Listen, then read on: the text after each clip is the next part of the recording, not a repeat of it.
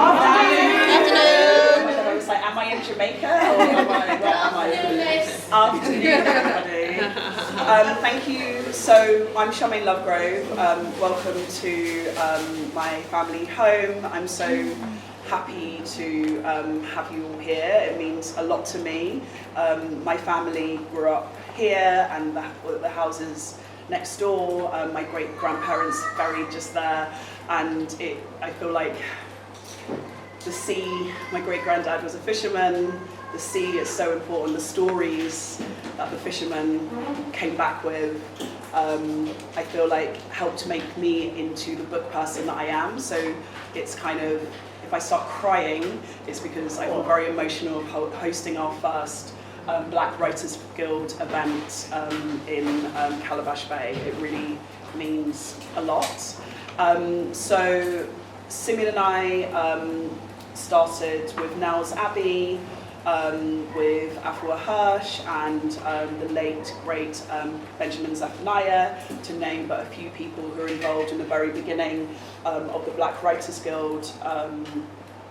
We wanted to lobby for the equity and equality of Black people and writers in British publishing. And we thought it would be very fitting to host a gathering of those of you that are at Calabash. Over the years, I've kind of figured out that a few of you are going, because whenever you'd see me somewhere, you'd be like, I saw you at Calabash. So Simeon sent out an email with Jamaican time. Hand over to Simeon. Well, yeah, I mean, I guess for so many of us, coming to Calabash is such a homecoming. And to link up with so many writers from across the diaspora, from the US, from Jamaica, from the rest of the Caribbean, and even from London, who you don't even see because they're in deep South London. All right. Rap, South London. It's just so, I think, such a great opportunity to have a meet-up with so much of our kin that we see and that we don't see here in Jamaica, and it feels so brilliant to see everybody here. And to be able to hear two of our finest speakers from different sides of the Atlantic, and Shani and Cindy speak. And yeah, thank you so much for coming. I think it's so important that writing can be a very isolated and lonely pursuit, but to have community with readers is really what it's all about as well. So to be here together, break some bread, some patty, have 1-2 drink, I think it's brilliant to do. So a round of applause for our speakers. So I just want to quickly say thank you so much to our favourite birthday girl of the moment, Cindy. Also Desi's birthday as well, my cousin, so happy birthday, Desi. Can't just miss anyone out. And birthdays. Blessings to all the Taurians out there. It's our season still. But I just want to say, Cindy, like what you've done for Caribbean literature and how you have upheld our narratives and told the world about how brilliant the writers from the Caribbean are, and how you've stood strong, and you've been a critical friend to many, which I think is also really is really important, and you've been a really warm and loving and open and brilliant advocate for our stories. And you know, I feel like as Caribbean people, and specifically as Jamaicans, you know, we stand on the shoulders of those who are 450 years of slavery, 250 years of colonization, and our stories really need to be told. And so those of us that can, must, should, and those of us who can make sure that those stories get into the world, can, must, should. And so I just want to say thank you so much for all the work that you do for bringing our stories into the world, and really value and appreciate you. Shani, we met at Calabash a couple of years ago, the last Calabash, and I just loved your tenacious spirit and your hustler, and I was like, this girl is full-on Jamaican. And see it, she's just like, and so when you contacted me recently and said, could we do something at your house, I was like, of course, no one's ever asked me that before.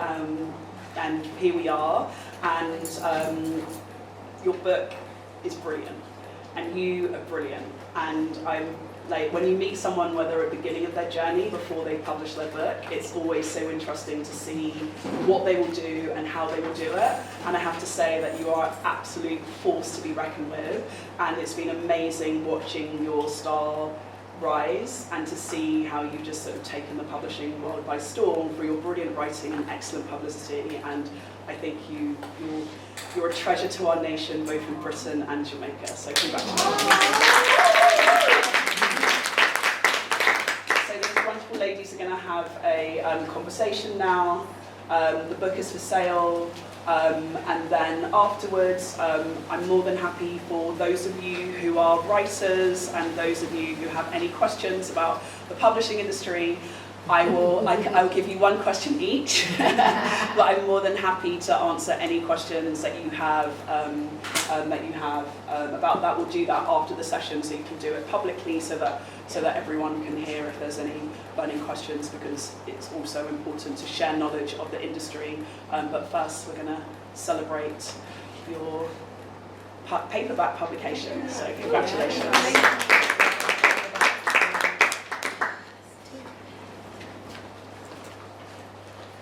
Wow, I was like not seeing how many people are here. Okay, good. All right, so this is gonna be fun. You don't need to look so serious. Is everyone looking so serious? Like, you won't be tested at the end. Promise. Okay, so I'm here with Shani. It's the paperback. I have the hardback.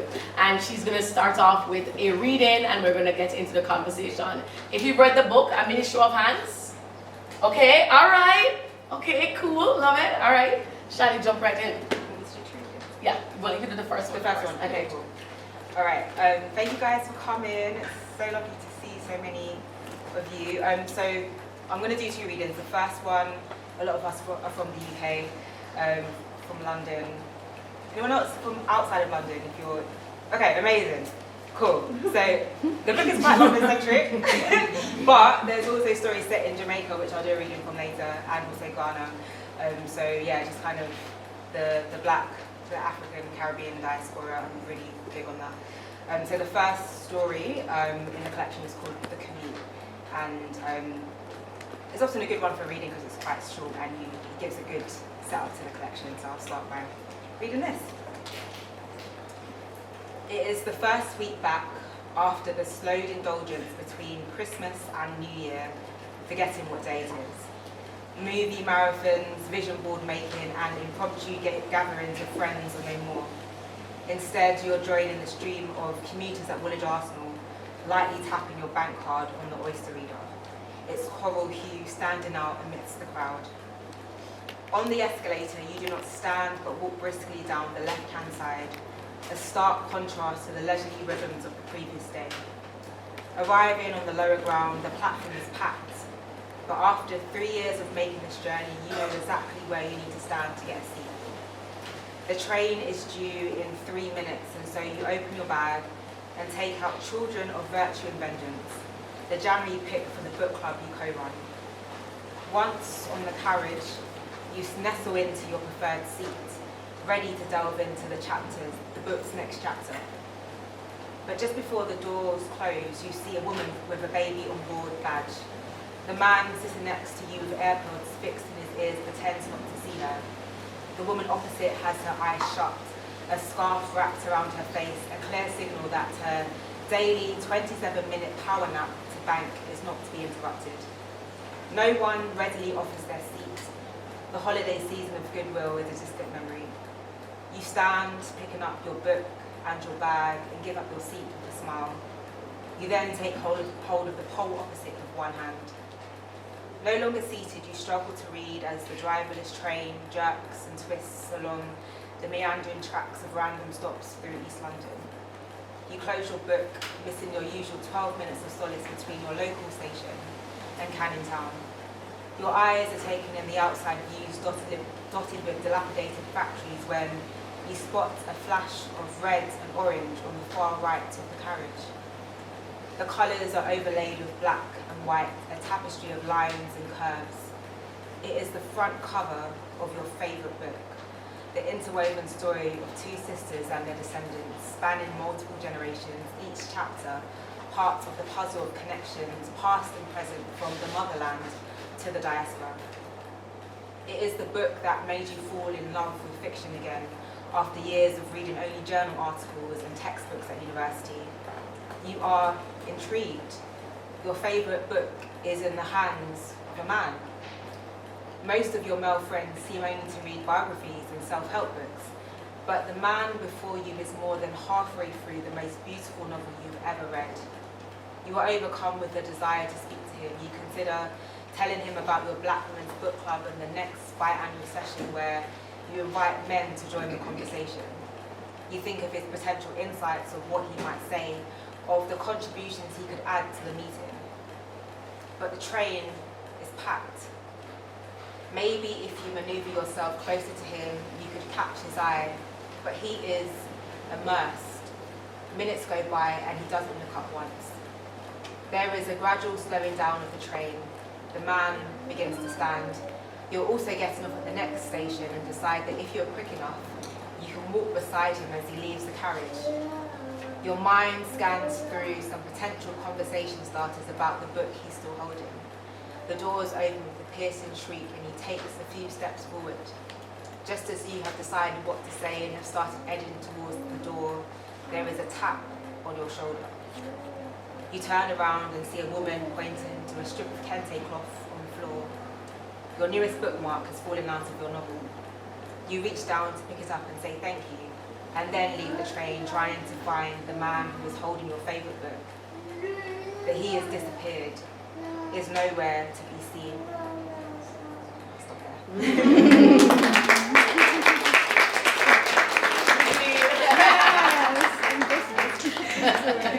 Okay, that means that you're gonna have to go and buy the paperback to find out what happens.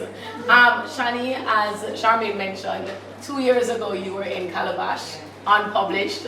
What a difference 2 years makes. Like, you are on to your paperback. That is insane. A round of applause. Like, you read on the Calabash stage from this. Yeah. Walk me through what that's been like 2 years later, hardback, paperback, from Calabash to published author.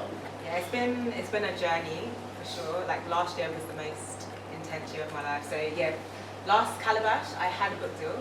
I had just received edits for the second round of edits for the book. That summer was crazy. I remember I was sitting on my granddad's veranda and I remember emailing my editor and I was like, yeah, like I'll have this to you in 6 weeks, like no problem. That would have been July. I actually submitted it in October. So yeah, I'm sure a lot of writers can relate to like not meeting deadlines. So it was really difficult, I think, that round of edits, but the stories were so much stronger than what they were, so I'm really grateful to my editor for her edits. The book came out last June, and yeah, I had an amazing book tour. A lot of the stories are set in Woolwich in South East London, which is where I'm from. I had an amazing book launch at this venue called Woolwich Works. We had Jamaican food, we had live music, we had patties, like it was a whole vibe. Done some really cool events. I was in Nigeria at the Ake Festival. So yeah, that was amazing, like to be flown out to speak about my book. That was really cool.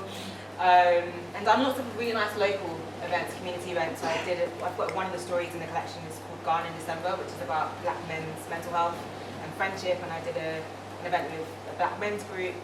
I did an event with this organisation called Dark Matter, called Shani and Friends. I was on stage with two of my best friends talking about friendship in the book. So yeah, it's been an amazing year, like a dream come true. Yeah.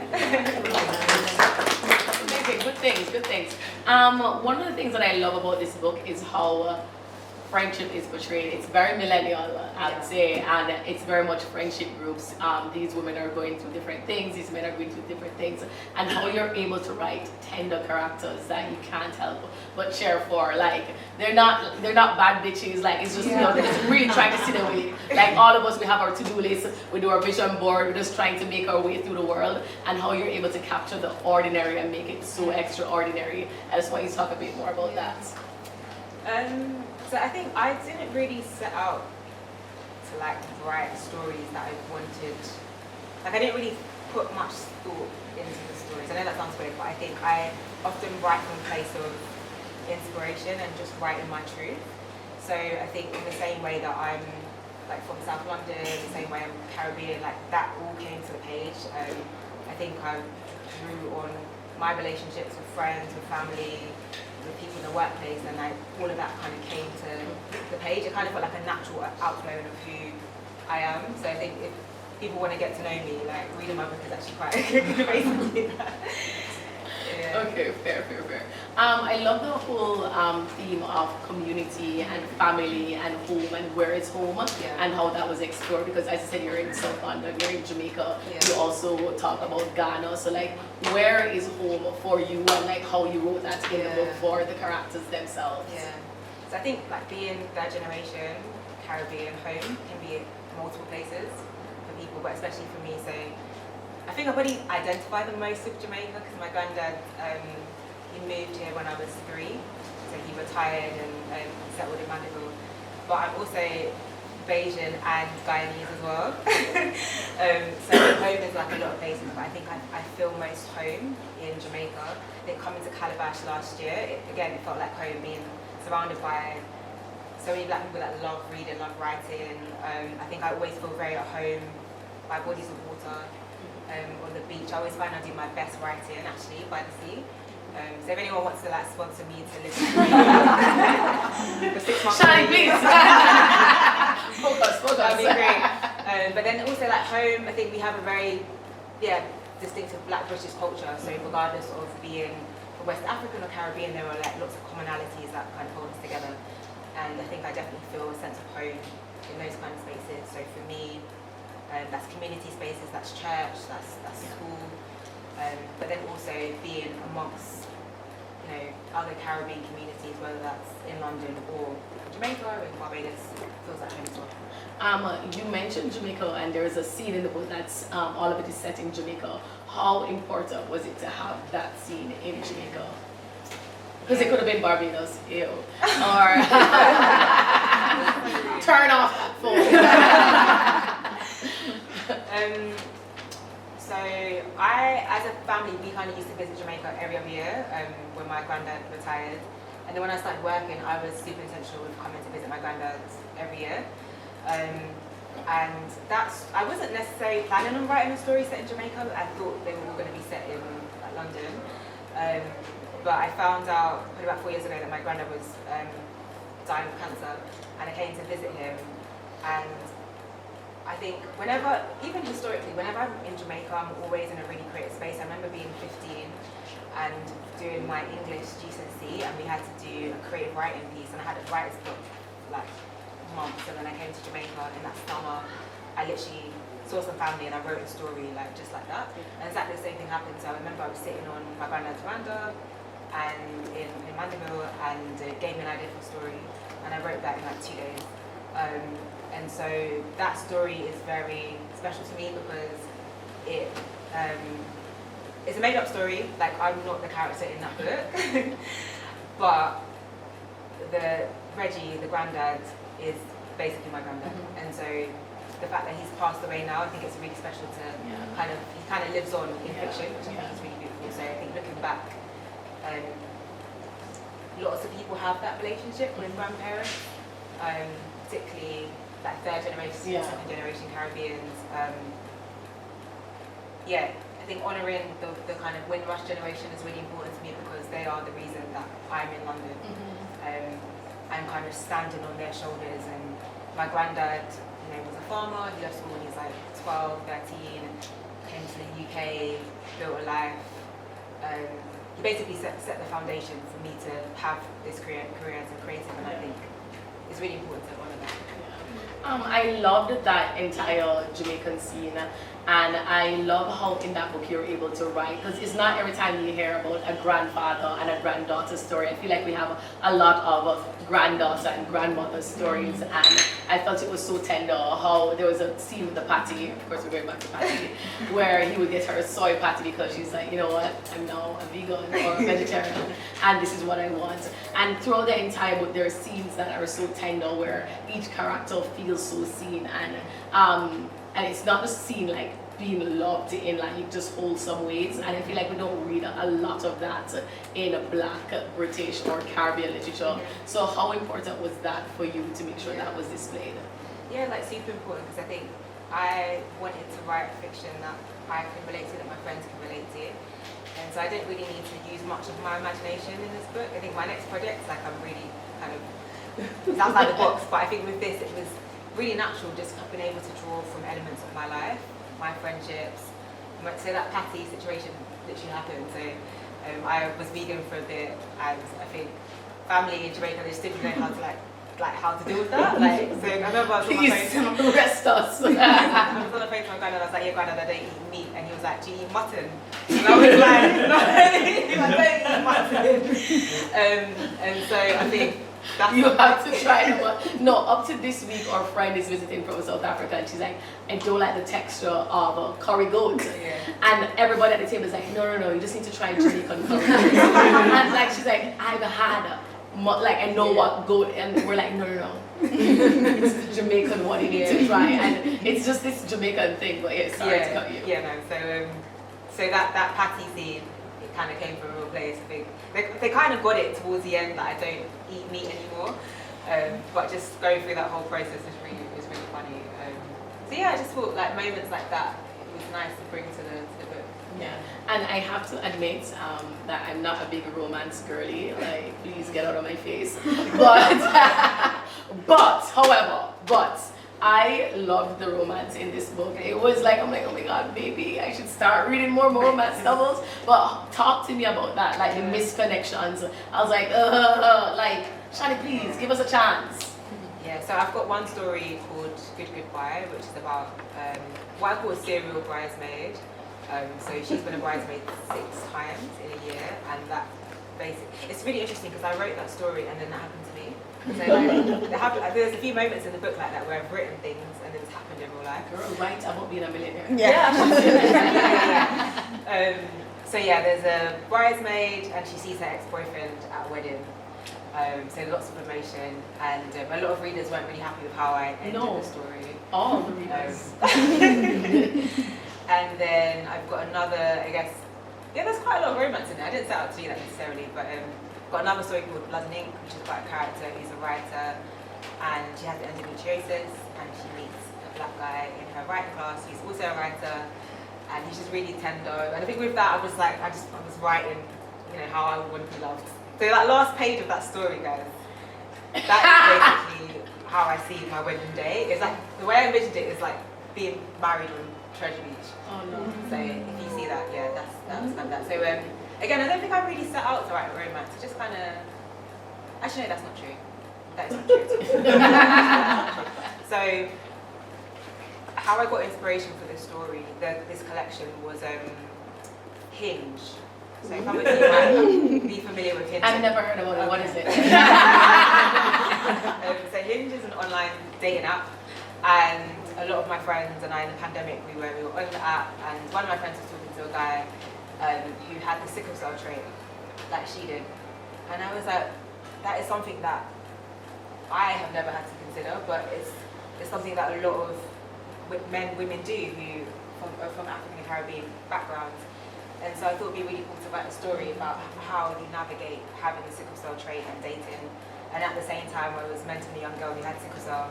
And for those of you in the UK at the time, like, it was a weird time. Well, the pandemic was weird for all of us, but shielding, so she couldn't leave the house for like 12 weeks, all this kind of stuff. And so I thought it'd be really interesting to explore how Black millennials were navigating dating during the pandemic. And so initially my plan was to look at navigating dating on the different apps. So I had Hinge, and then I had like House Party, which some of you might have been on. So House Party in the pandemic, it was like a video-based social media app. There was Clubhouse, which is an audio-based app, and I thought about characters meeting on Instagram and Facebook and Twitter, but it kind of the scope extended beyond that, inspired by just different things I went through. So I mentioned I came to Jamaica, so my granddad that gave me an inspiration for a story. I had a really traumatic experience in the workplace that gave me inspiration for a story. So I say it wasn't inspired by romance, it actually was, I just forgot. She's like, it's been a year, guys, please. Let's talk about the pandemic. Y'all remember that? Oh my word, the TPT. I don't feel like I've read a lot of literature about the pandemic, and I think in reading this, I was like, wow, oh my word, I feel like I'm taken back to those days where we're inside, we're locked up, we feel so alone. Why go down that road of reminding us about our trauma? But also, it's great that you wrote about it, because sometimes I do forget that I'm like, wow, remember this thing? Yeah. So I think the way that I generally write is from a place of inspiration. So for me, the collection started with Hinge and thinking about two characters who are on a dating app, and it's lockdown and they're dating. And so that's kind of why it's set in the pandemic, because I was living through the pandemic.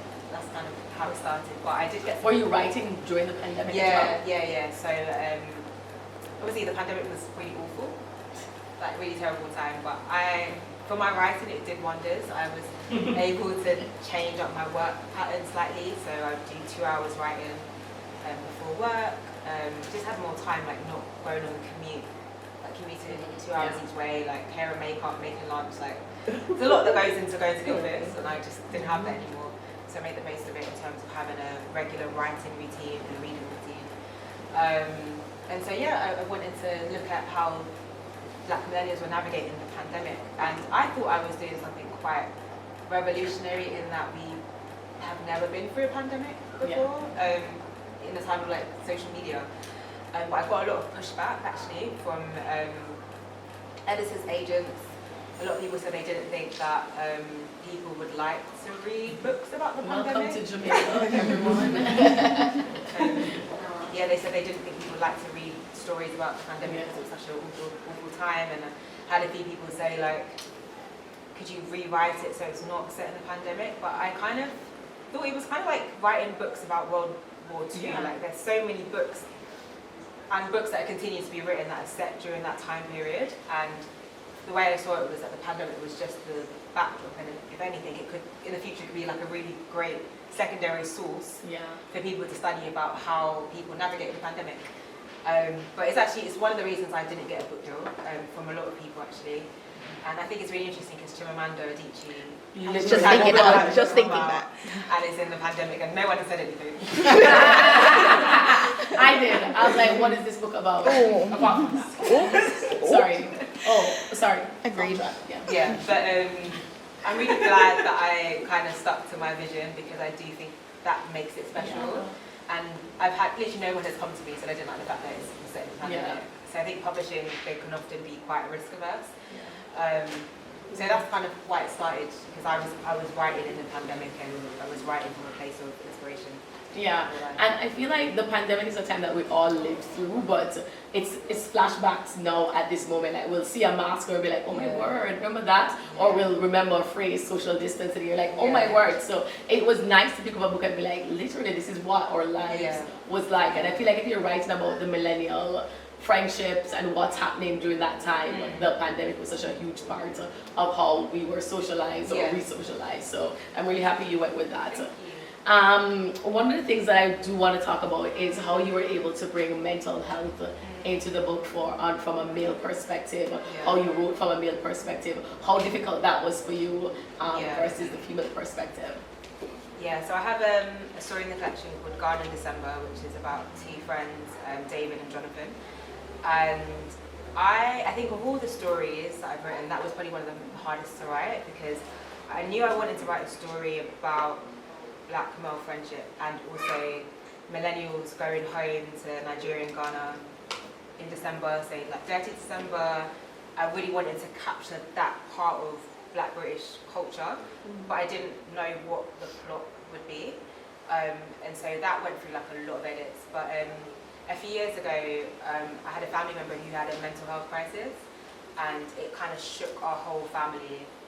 And it had a really big impact on me, but it made me realise how common it was in Black communities. We just don't talk about it, and we're not. Because I feel often in the workplace, mental health is spoken about, but it's quite like fuzzy. Like no one actually speaks about the specifics of like they had like a psychotic episode, for example, or like they're both bipolar or have schizophrenia. And I found that when I was more open about what I was going through or what my family member was going through, people were also like, oh, like, my mum went through something similar. And so I think that made the story a lot more 3D in terms of, it's a made up story, but the emotions were coming from a very real place. In terms of writing male characters, of all the stories, that's the only one where the main characters are men. Generally it's female or like male and female. And so I did struggle with that, and I wanted to make sure that I was being as authentic as possible. Yeah. So got like loads of voice notes between me and my guy friend saying like, is there something you would say? Like if you're going to a club, like what would you wear? Like what would you order? I did like a lot of research.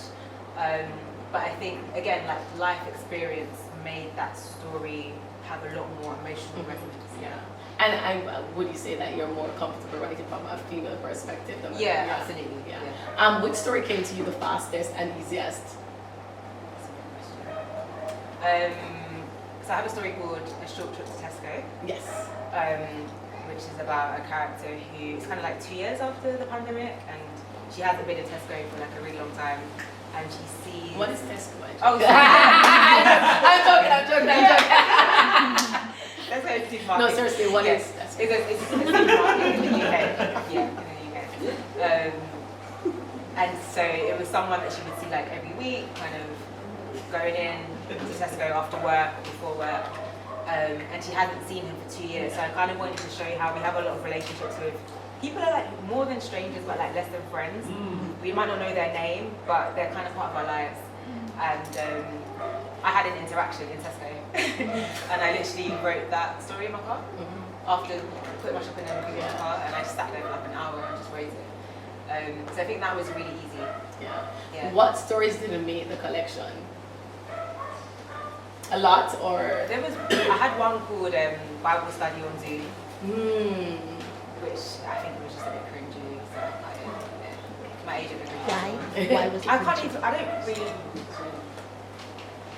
remember why it was. It just wasn't given. It didn't really have a plot. I had like a guy that was moving to a girl, like in the, you know, like the breakout room. Yeah. Remember those breakout rooms? Yeah. She's some crime. It was like the worst thing ever. Yeah. When you go in a breakout room and it's you and somebody else, you're like. So nobody else came over to the breakout room, and then you can't leave and go back to the. Oh my god. Yeah, I think it just was maybe like too technical as well. You're like calling Zoom. Hey Zoom, how does Zoom work? So that one was okay. Okay, fair. I wanted to, Sharmaine mentioned publishing, and I guess we have some writers amongst us. So a little publishing question: 2 things you wish you knew before you got published, or 20. That's a lot.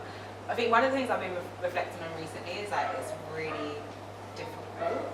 Like I think a lot of people expect your publishers to give you a lot of support, and I did initially, but for this paperback, for example, all the events you see me doing, I've literally organised everything myself.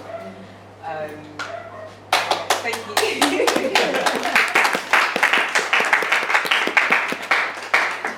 Spoken to other black writers, it's a similar experience, and I just think it just shows the inequality. We just have to work so much harder to kind of get our books out there, and that's why people like yourself, like got a few book influencers in the space today. Like it really helps, like when you champion our books. So I think that was really difficult.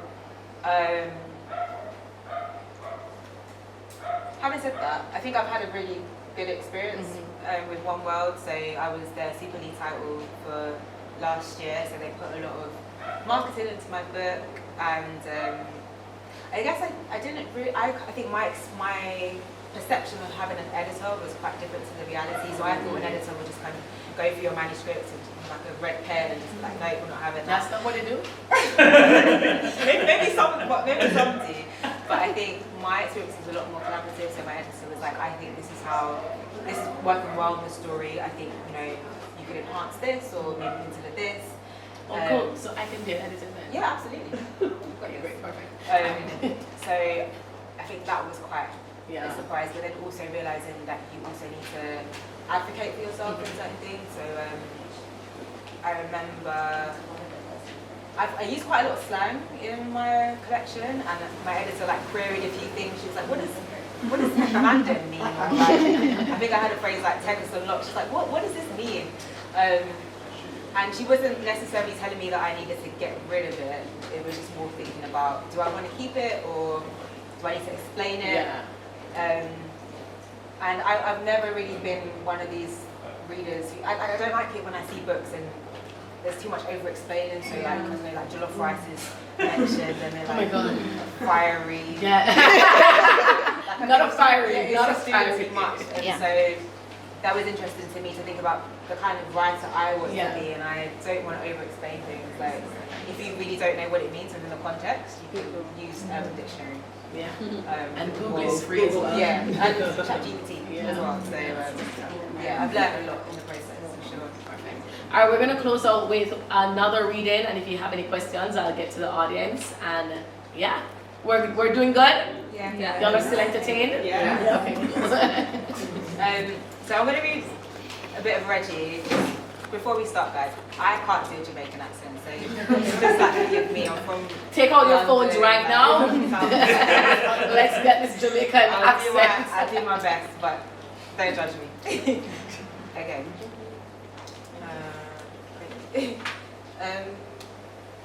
How are we doing for time? Just trying. How are we doing for time? Good. Okay. Well, I'll finish when I go. Wait, when the Jamaican accent runs out. Okay, so this is called Reggie. Before Granddad told me he was dying, I knew. A younger, more zealous me would have said it was a prompting from the Holy Spirit.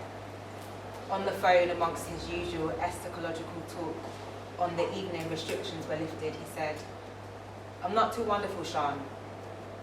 Me belly not good at all, and me back stiff up."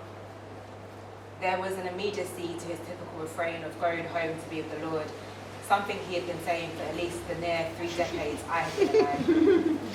That's so real. And then he revealed the sickness in his lungs that had spread to his liver and kidneys. He said the doctor didn't know how long he had left. I held back the tears I could feel in my throat, though some escaped. I took a seat on my bed to steady myself. He said he would call my mother. I was relieved. I wasn't ready to speak to her, not yet. Before hanging up for the first time, I told him I loved him. Rubbing away the tears that had smudged my foundation, I opened my laptop. I had already booked for weeks annual leave with plans to find a last-minute all-inclusive package somewhere remote with sun and sea where I could forget for a few days the bad decisions I'd made over the past few months. Instead, I felt an urgency to change my plans. I looked into the mirror at the Adinkra symbol tattooed on my left arm and the black and blonde sister locks that flowed beyond my shoulders. These were the supposed markers of rebellion in my adult life that had previously stopped me from visiting Grandad, preempting his old school Pentecostal disapproval. But they now paled into insignificance. I needed to see him for the last time. A week later, Raymond, who has been Grandad's driver ever since he retired and moved back to Jamaica over 25 years ago, meets me at the airport. He says, "What a way you put on weight, Miss Shana," and I force a smile. I remember that Caribbean elders have no filter. The air is hot, hotter than I remember, but I'm disappointed not to see the sun. It is overcast and looks like it might rain. Outside the airport, the roads are full of cars, trucks, and men and women alike who walk on the roadside with a gentle sway in their hips, lacking any sense of urgency. It is this slow walk, in contrast to my hurried step, that always gives it away, that they are from here and I'm not. I am reminded of the words of Ajoma, so here you are, too foreign for home, too foreign for here, never enough for most. Never enough for both. Diaspora Blues. Sat in traffic, I see a red and white billboard that reads, "Get enough data, talk more," and a message from the Ministry of Transport that says, "Protect your head, don't end up dead."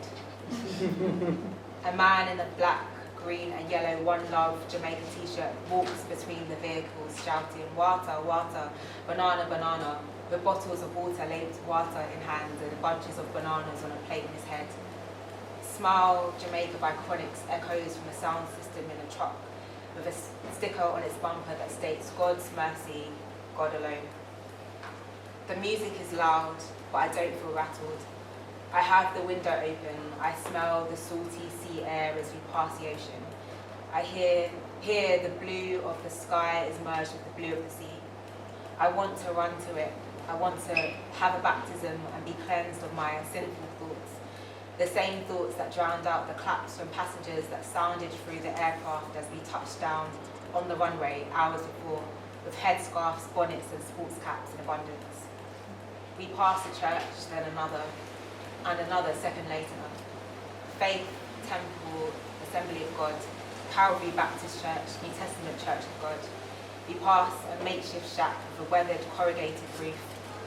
Pineapples covered in plastic hang from the structure like earrings. Its wooden shelves are filled with rows of ripe mangoes, papayas and guavas. The seller of the fruit is a woman with a baby boy in her lap. He sucks on her left breast. I turn away. Irie Fen sounds as we make our way from Montego Bay to Mandeville through the winding roads marked with potholes. Raymond's driving gives me motion sickness. I asked him for a sheet from the Jamaica Gleaner sprawled out on the back seat. One year, on a trip to the grill with my cousins from Canada, the car packed with jerk chicken, coconut bread and sorrel in a cooler, Grandad told us that sitting on newspaper whilst in the car helped to ease the discomfort. It always did, and I never thought to ask why.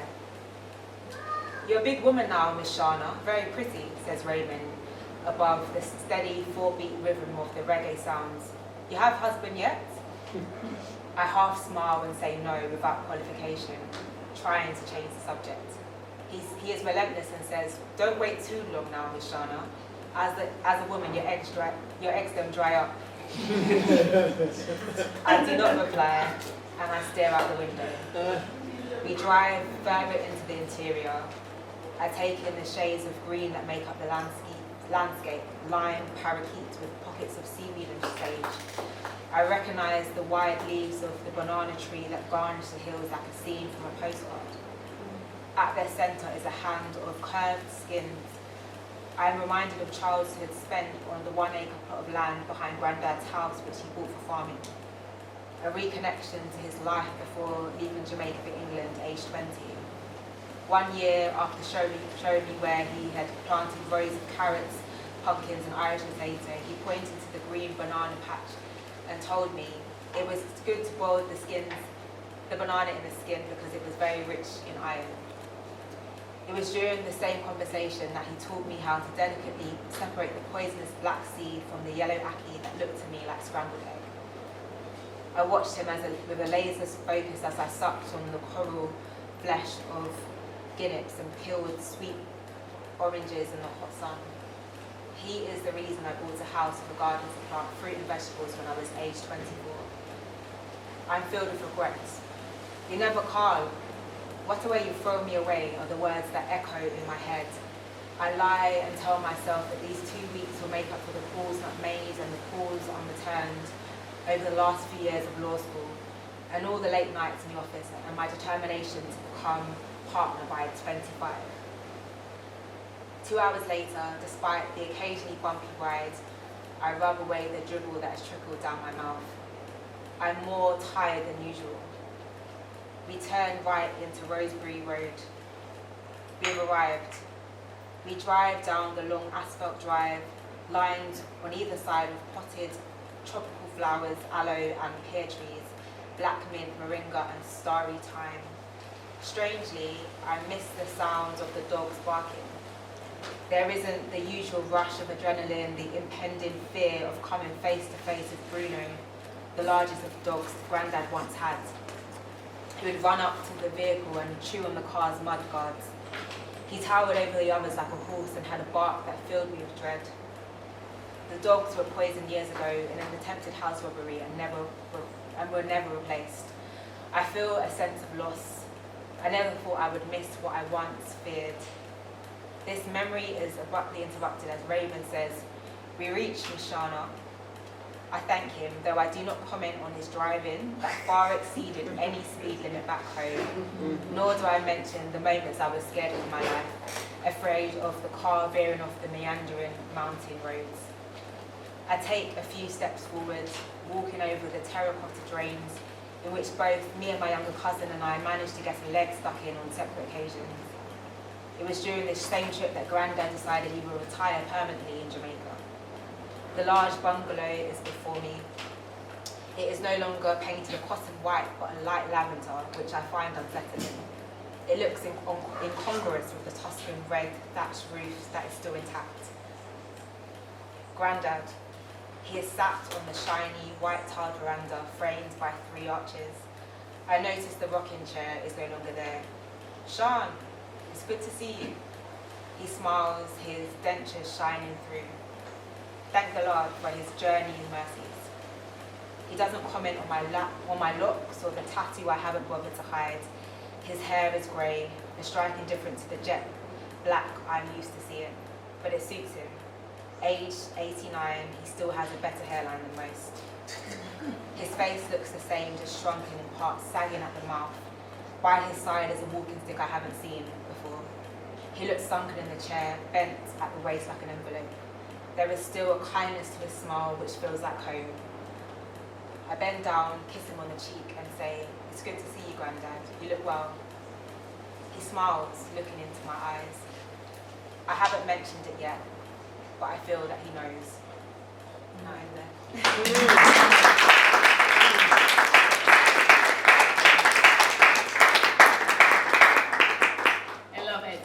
If you want to know how the story goes, again, the paperbacks are in the back. Opening it up to the floor. Anybody have any questions? Who's read the book? Or if you haven't as well. Or if you what? If you have questions. If you have any questions, oh, we have one. Yes. I haven't read the book yet, but I will. I was curious to know why short stories. Why did you choose that medium? So, I've always loved writing,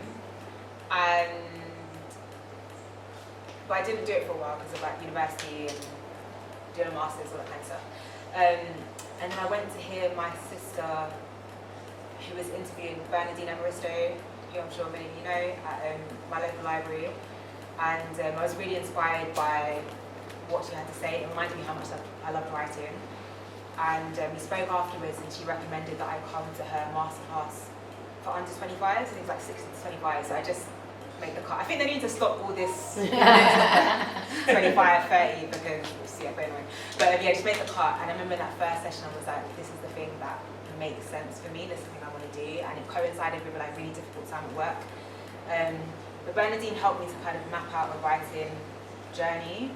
And I remember one of the things she said to me was that writing short stories prepares you well to write a novel.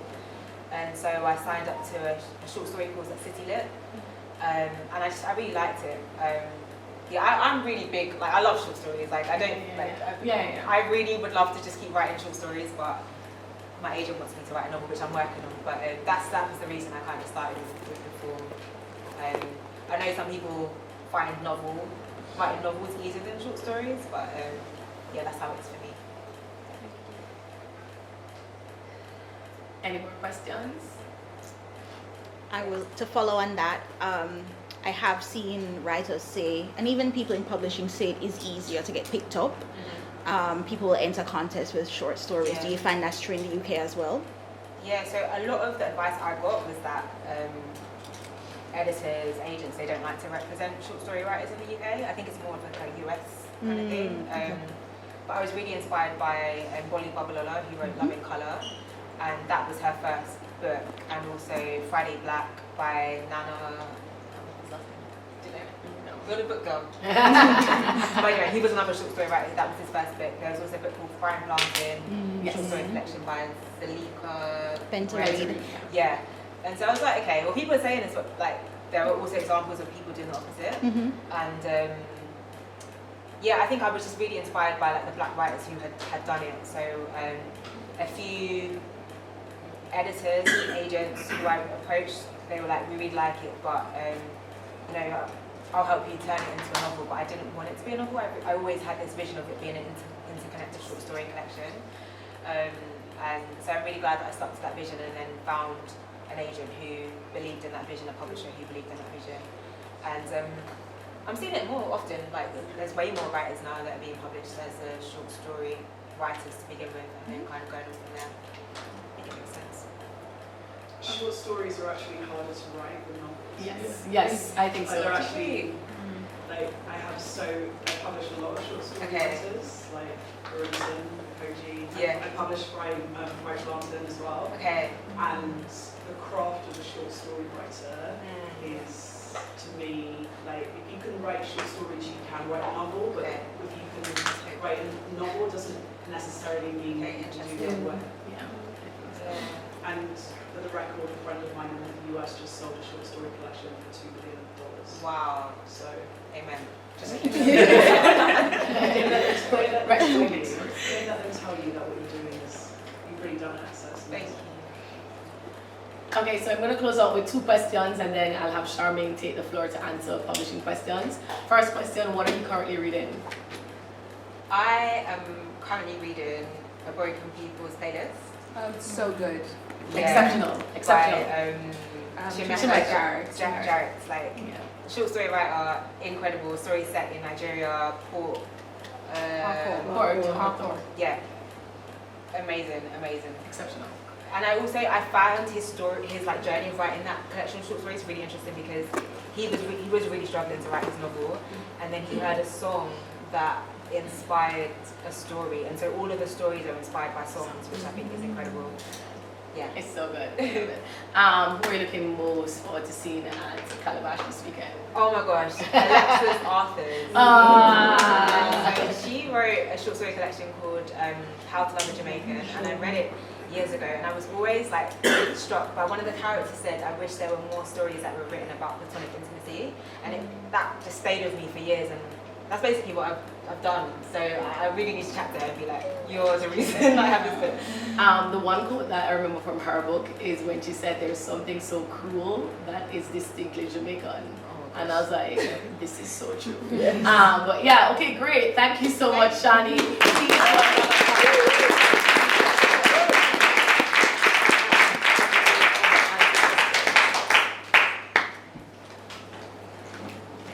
Thank you so much, Cindy.